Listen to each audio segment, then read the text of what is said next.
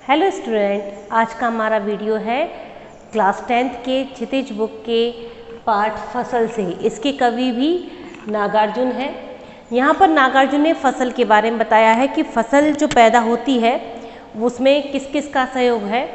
तो कवि नागार्जुन ने फसल के बारे में बताते हुए कहा है कि फसल कविता में कवि ने अनेक तत्वों का उल्लेख किया है, यानी अनेक तत्वों के सहयोग से ही क्या होता है, फसल का निर्माण होता है। तो फसल कविता में कवि ने अनेक तत्वों का उल्लेख किया है जिनके सहयोग से क्या है, फसल का निर्माण है।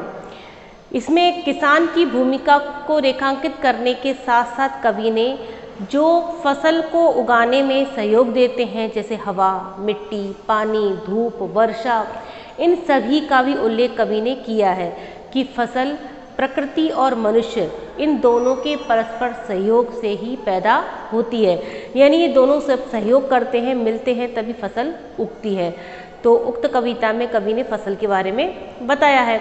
अब हम देखते हैं फसल कविता के बारे में कि एक के नहीं, दो के नहीं, ढेर सारी नदियों के पानी का जादू। यानी जो फसल उगती है उस फसल उगने के लिए कवि कहता है कि एक नहीं, दो नहीं, बल्कि कई सारे नदियों का जो पानी है उस पानी का जादू है कि फसल का लहराना, यानी जो फसल लहराती है, खेतों में फसल उगती है, उसका परिणाम है कि फसल एक नहीं, दो नहीं, बल्कि अनेक सारी, कई सारी नदियों के पानी का गुण है। अनेक नदियां अपना जल देकर उसकी सिंचाई करती हैं। जब अनेक नदियां अपना जल देकर फसल की सिंचाई करती हैं तभी क्या होता है, फसल उगती है। इसलिए यहाँ पर कई नदियों के पानी का सहयोग बताया है।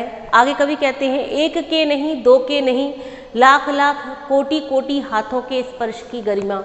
यानी किसी एक व्यक्ति की नहीं, दो व्यक्ति की नहीं, लाख लाख करोड़ करोड़ व्यक्तियों की ये मेहनत होती है जो हमारे सामने फसल के रूप में उत्पन्न होती है।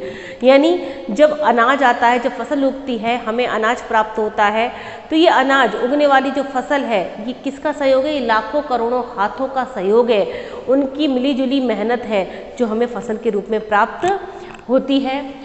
आगे कवि कहते हैं, एक की नहीं, दो की नहीं, हजार हजार खेतों की मिट्टी का गुण है। अब ये जो उगी हुई फसल है ये किसी एक खेत की मिट्टी का गुण नहीं है, बल्कि इस फसल को उगाने में तो हजारों खेतों की मिट्टी का गुणधर्म मिला हुआ है। यानी हजारों खेतों की मिट्टी ने अपना गुण उस फसल को दिया है जो लहलाती हुई फसल के रूप में हमें प्राप्त होता है। आगे कवि कहता है कि जो फसल उगती है वो फसल मनुष्य और प्रकृति इन दोनों के सहयोग से ही संभव है। यानी फसल जो पैदा होती है, ये फसल का पैदा होना मनुष्य का और प्रकृति का जब मिला जुला रूप होता है, इन दोनों का जो सहयोग होता है, उसी से फसल पैदा होती है, उगती है। यानी और इन दोनों के सहयोग से ही क्या है, सृजन यानी निर्माण संभव है। धरती पर जो भी निर्माण है, जो भी सृजन होता है, ये सब मनुष्य और प्रकृति के सहयोग से ही संभव है। तो कवि कहता है कि फसल क्या है, यानी फसल है क्या, उसका अस्तित्व अपना कुछ भी नहीं है, फसल का अपना कोई अस्तित्व नहीं है, बल्कि क्या है, और तो कुछ नहीं है, वह नदियों के पानी का जादू है। यानी फसल का अपना कोई अस्तित्व नहीं है, बल्कि ये जो फसल उगी है ये क्या है, नदियों के पानी का जो जादू है वही जादू फसल के रूप में हमारे सामने दिखाई देता है। आगे कवि कहता है कि हाथों के स्पर्श की महिमा है। यानी ये जो फसल है ये लाखों करोड़ों हाथों का जो स्पर्श है, उन हाथों की जो मेहनत है, उन हाथों की मेहनत का ही क्या है, ये जादू है जो हमारे सामने फसल के रूप में दिखाई देता है। फिर कवि कहता है, भूरी काली मिट्टी संदली मिट्टी का गुणधर्म है। ये किसी एक नहीं, बल्कि भूरी, काली, संदली अनेक प्रकार की मिट्टियों का गुण है जो फसल के रूप में हमारे सामने दिखाई दे रहा है। यानी किसी एक मिट्टी के कारण फसल नहीं उगती, बल्कि अनेकों मिट्टी, जो कई प्रकार की मिट्टी है, उन मिट्टियों का गुणधर्म ही है जो हमारे सामने फसल के रूप में दिखाई देता है। कवि कहता है, रूपांतर है सूरज की किरणों का। ये जो सूरज है ना, उसकी जो किरण है वही क्या बदल गई है, वही रूप बदल करके फसल के रूप में हमें दिखाई दे रही है। यानी सूरज की किरणों ने अपना रूप परिवर्तित कर लिया है और वही परिवर्तित रूप हमें फसलों के रूप में दिखाई दे रहा है। आखिरी में कवि कहता है कि सिमटा हुआ संकोच है हवा की थिरकन का।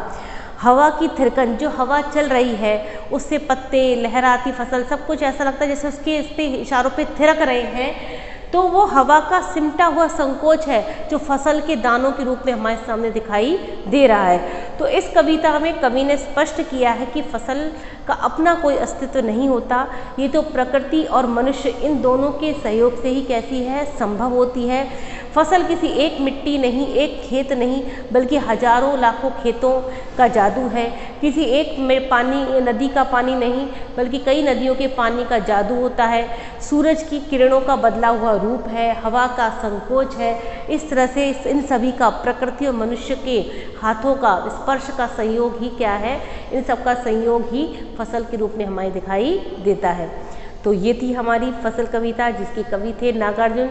आशा है आपको आज का वीडियो समझ में आया होगा। जय हिंद।